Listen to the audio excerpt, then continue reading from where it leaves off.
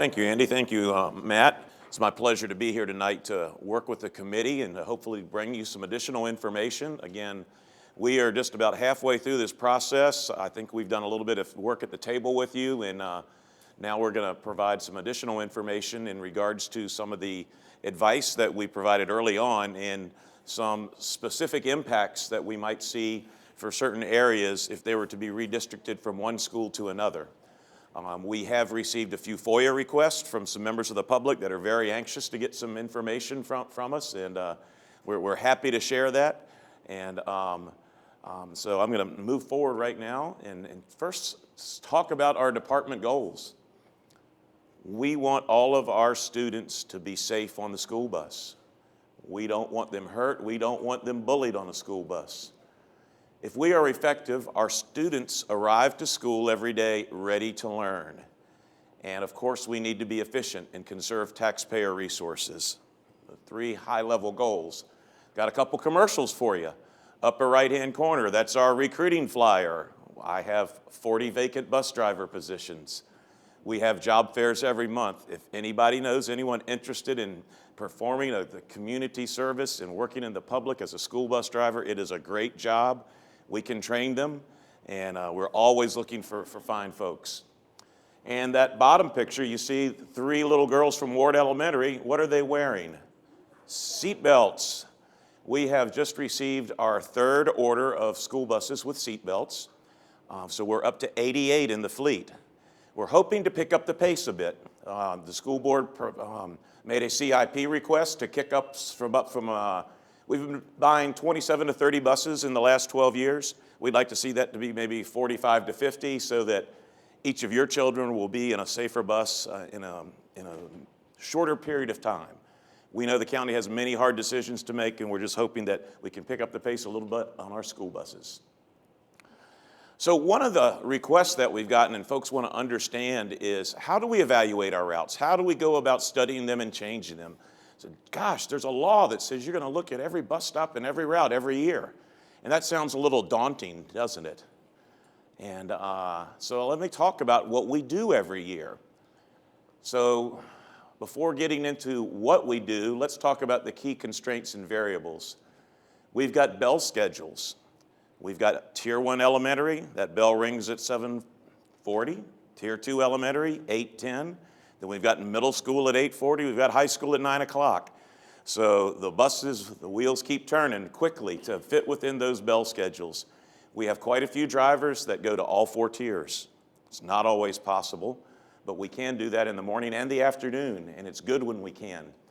Buses have capacities, 77 elementary kids, 52 middle schoolers or high schoolers. So just a couple of the fundamentals there. What's a good route? Well, it fills up the bus and it enables a safe and efficient delivery of students to school and home. We can't fill up the bus each and every route, especially with that bell schedule constraint, but we try to. So what do we change every year? Think about it. We graduate about 4,000 kids every year, students ready to enter the working world. We've got about 4,000 new kindergartners coming in. We have transitions at 6th grade and 9th grade. So that's about 12,000 students coming to a new school. So we've got to assign them to bus stops and to buses and hope that they're going to be on a good schedule. That's a big project that we do every spring and summer. We have some specialty centers, both at the middle and the high school. We have special routes that take those students to one of our 4 hubs and then shuttles on to their ultimate destination. A lot of detail there. We depend on meeting the demand. We only want to build a route and put a child on a bus if they're going to use a specialty center bus. So that's a couple thousand students that take a lot of care and analysis to get that right. We've got 1,600 students requiring specialized transportation. And that's when we're not necessarily filling up buses. We're using smaller vehicles. Those programs for some of these children are scattered in various places. We can easily have students attending a program at Glen Elementary School for hearing impaired children. They come from all over the county.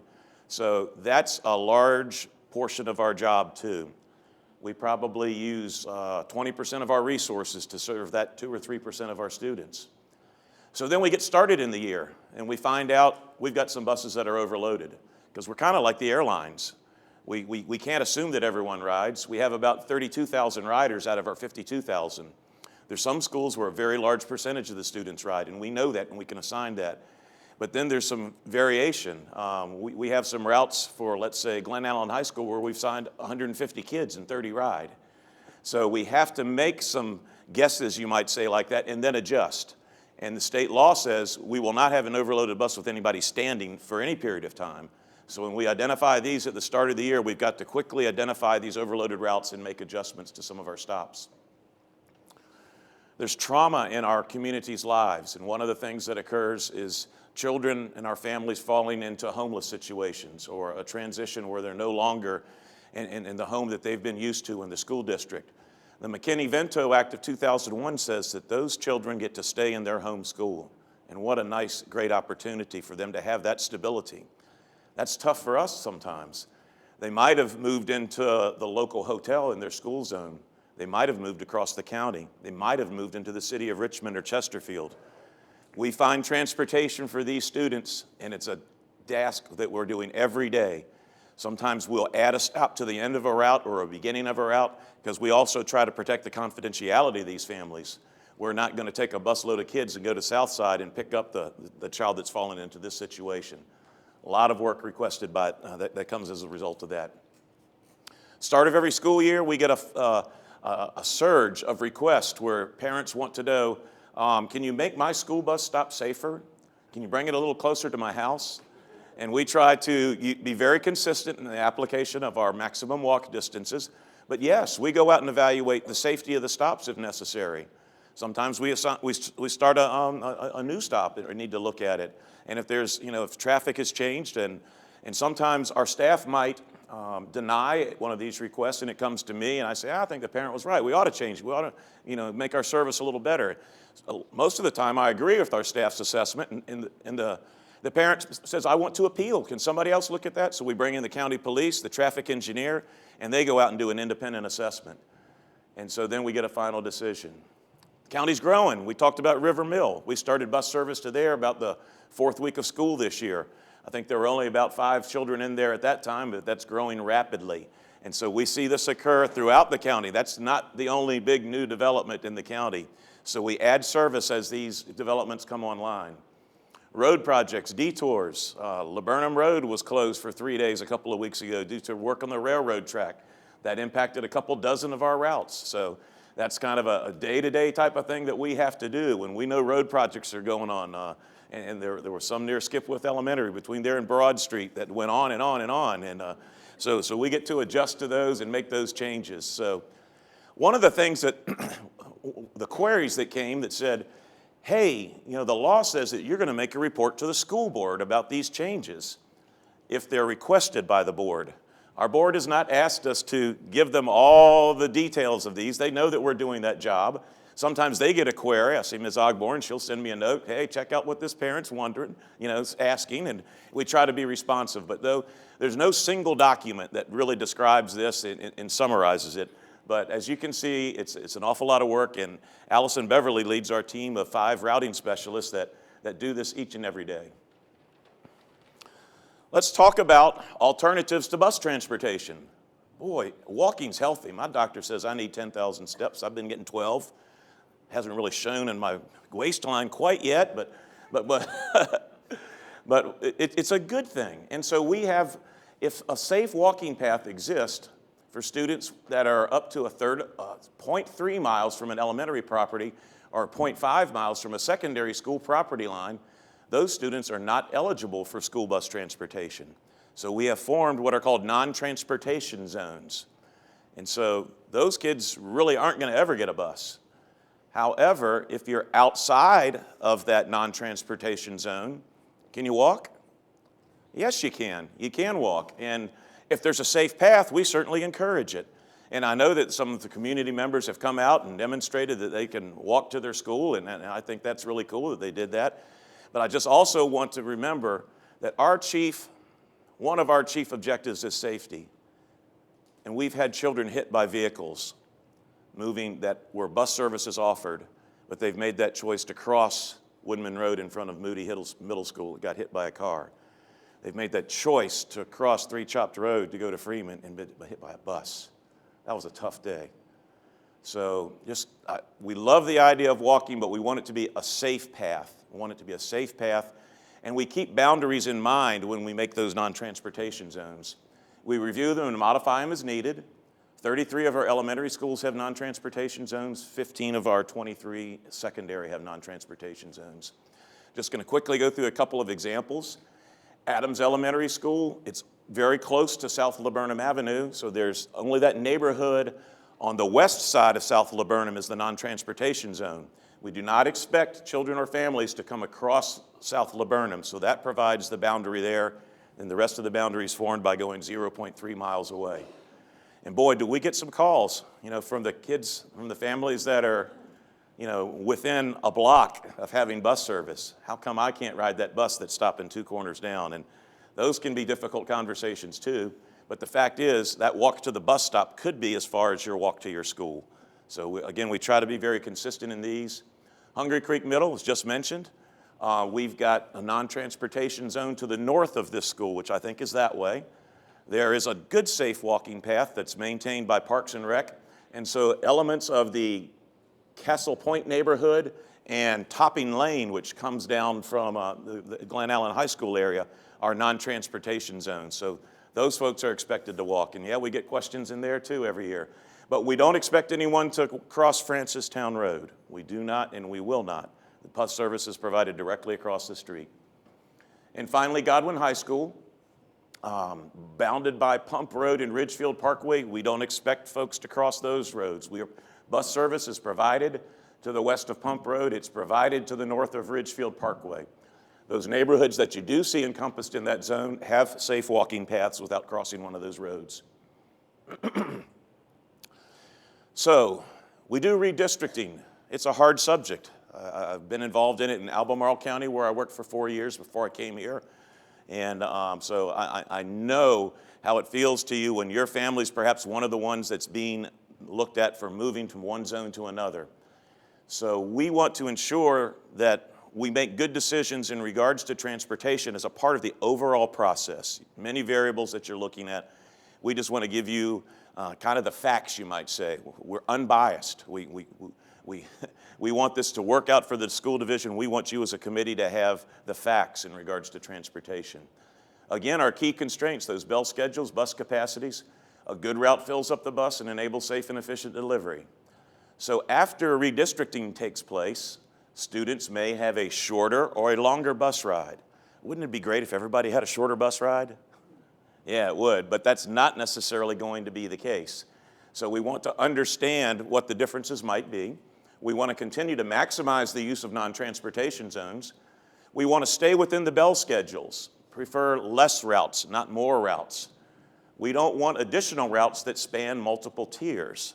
So we don't want to add on a middle school neighborhood that's so far away from a school that we have to start that run during elementary time.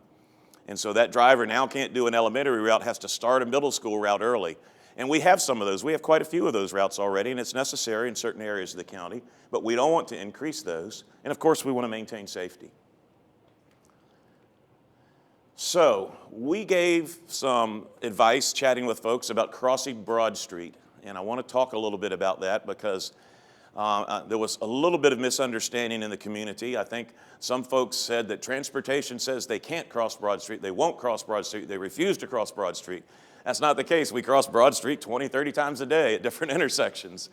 But we are looking for opportunities to improve, and I'm going to share some data, and you'll see that it makes sense to look for that opportunity in some areas, and maybe not so much, it's maybe not so important in others.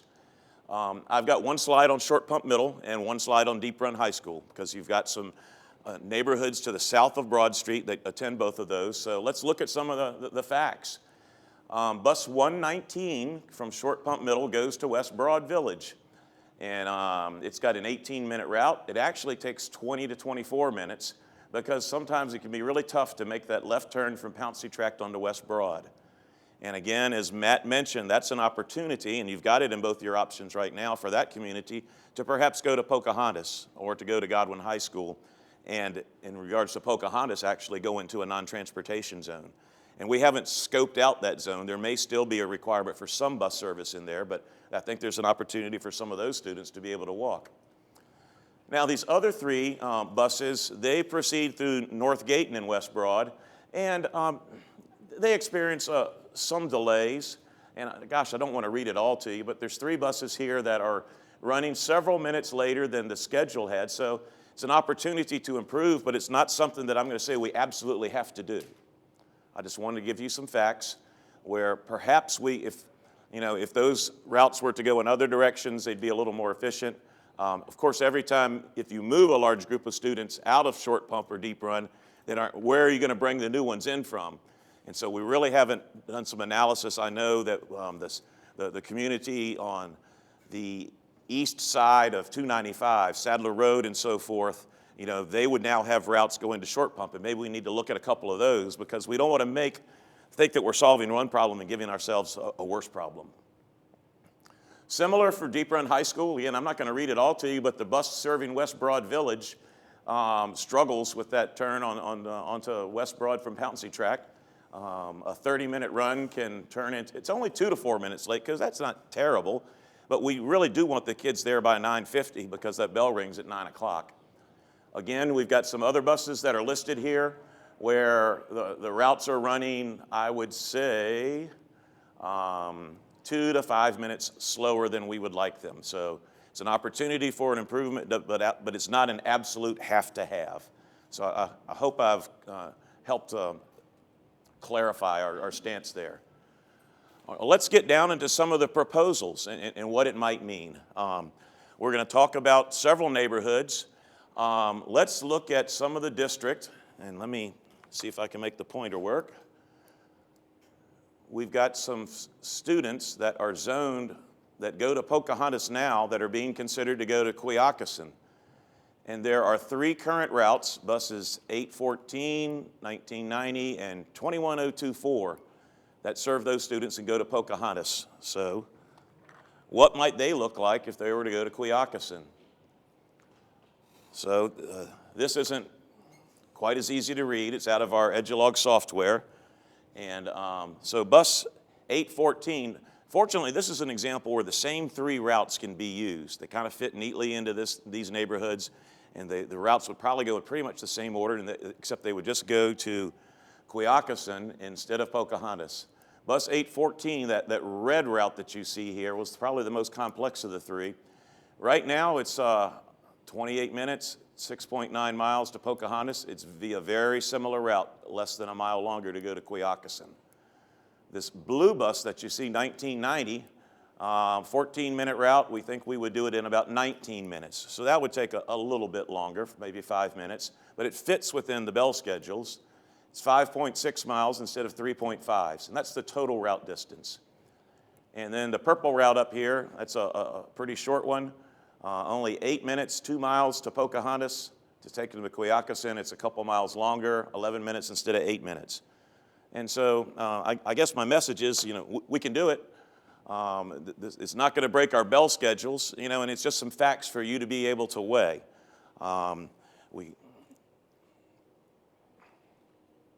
Other examples. The other thing is, why not look at a little data for some buses that might be operating in a similar way? So this is, because when you go and look at the zone, there are some Quioccasin students fairly close to these zones. This is bus 78, and it's a GPS trace. And it leaves Ridge at 7:55 if it's on schedule, Ridge Elementary. And so what I've traced here in the green is at 8 o'clock, and the red is where did it go at 8:40. This route has it coming up 3 Chop. It turns right at Gaskins. He actually hits his maximum speed for the entire day, crossing 64. Turns right on Malin. He makes a loop over there. Then he circles back to the Gaskins 3 Chop interchange, comes and goes down Church Road, has a few stops, and loops back down, and goes to Quioccasin. They're not getting there till 8:33 to 8:35. We'd actually like them there a little quicker. And the reason that they're getting there a little later is we've added a stop here. That's an apartment complex, and there was an overload in there. So we needed to move some students to another bus. That was the best solution for there. So the intent here was just to show that we've got buses that are operating in some of these areas and going to Quioccasin, and they're making it.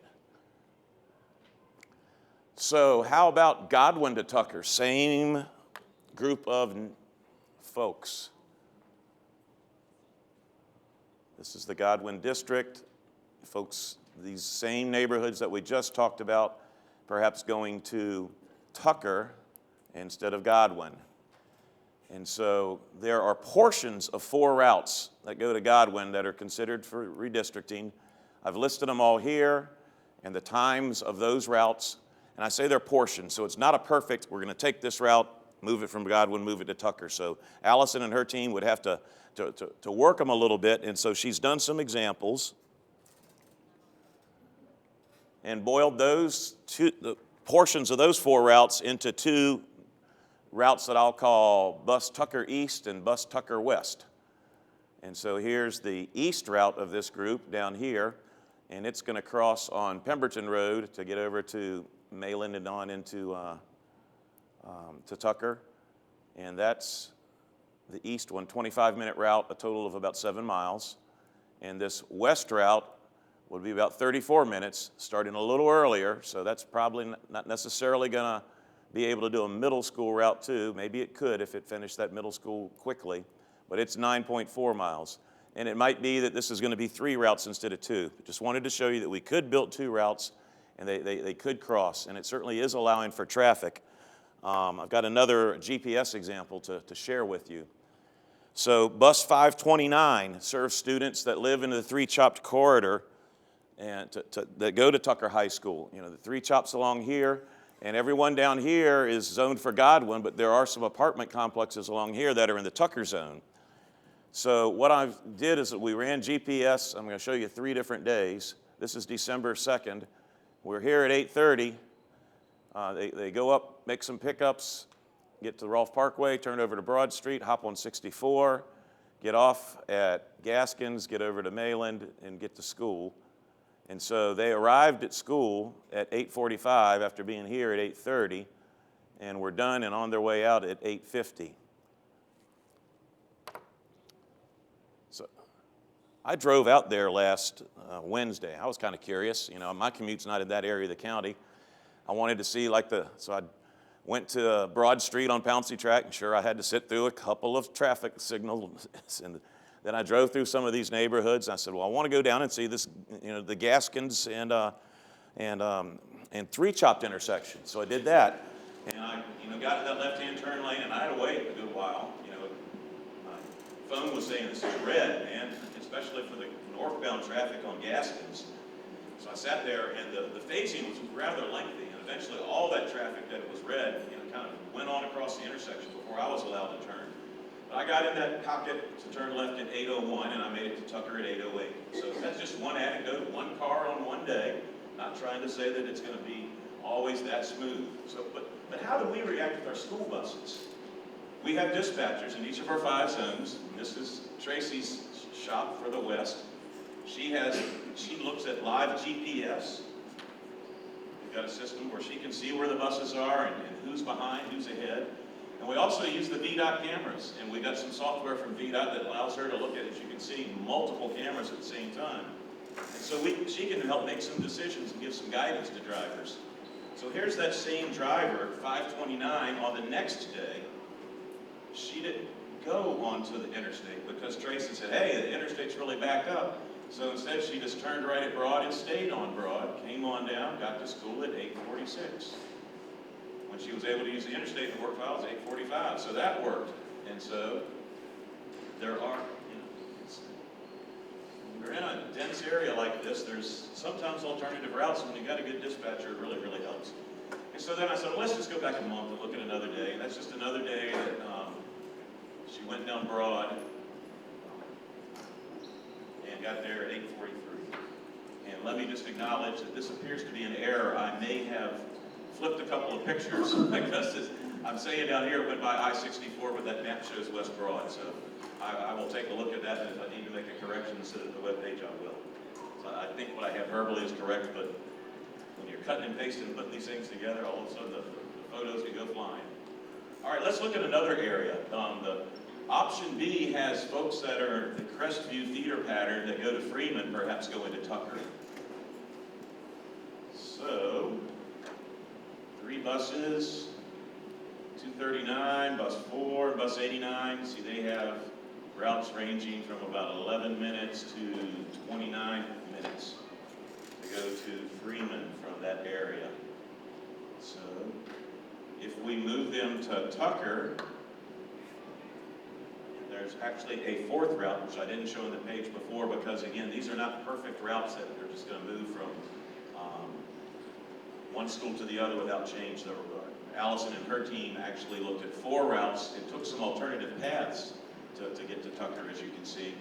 And again, I'm not going to try to describe them all to you, but here at 239, it would actually be slightly shorter in distance in time, but a little longer in distance, because that's this one. It can hop on 64 and go up and get there pretty quickly. Bus 4, similar amounts in terms of changing times. Bus 89, about 1.4 miles longer. The distance would be about, the time about 3 minutes longer. And I call this bus FT. That's the 4th route that she made that didn't really align well with one of our existing buses. 18 minutes, 6 miles to Tucker. And also Freeman to Tucker, there's the Pemberton feeder. And so we've got 2 buses now that, that's this section here. Just make sure I illustrate. They currently are in the Freeman zone and our zone for Tucker. We've got a couple of buses, 841 and 540. And in both of these examples, some of the stops to the south would stay in the Freeman zone. And so when Allison built those routes, the comparisons, not too bad either. To Freeman, it's 8 miles. It's actually closer for this route to go to Tucker. For bus 540, it's actually slightly closer to Tucker, and the times are all very similar. So not a whole lot of difference there in regards to transportation for that one. So, questions from the committee?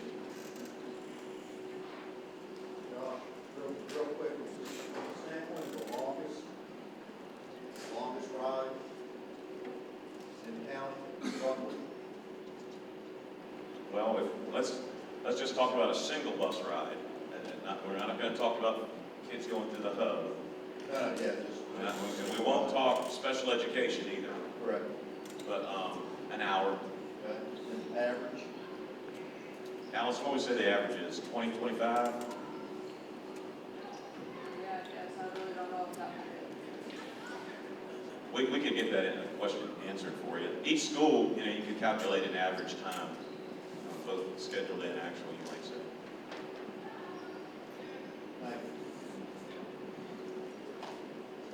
Thank you for the information. As we're doing our work on the committee, would it be possible for you to give us your top 10 wish list of issues you would like us to fix for you? I'm sure you have. Well,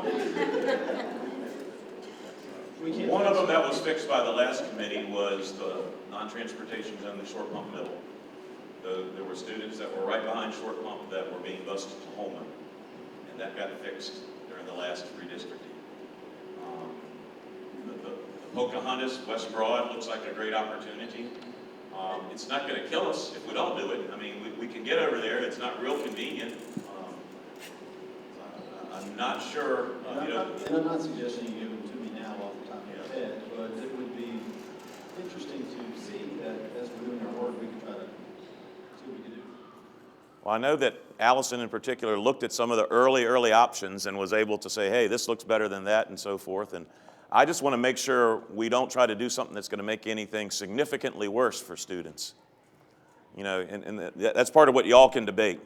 Changes that are 3 to 5 minutes, is that significant? You may have some members of the public that think so. And you might, have members of the public that are saying, I don't want my kids, especially if they're driving their own cars, to be going through intersections when right now it's a pretty easy cruise to their high school. So lot of variables, but we want to just try to share the facts, and then y'all can try to weigh, you might say, the differences. Anything else? Well, thank y'all so much. I know Matt's got a lot more material to go through.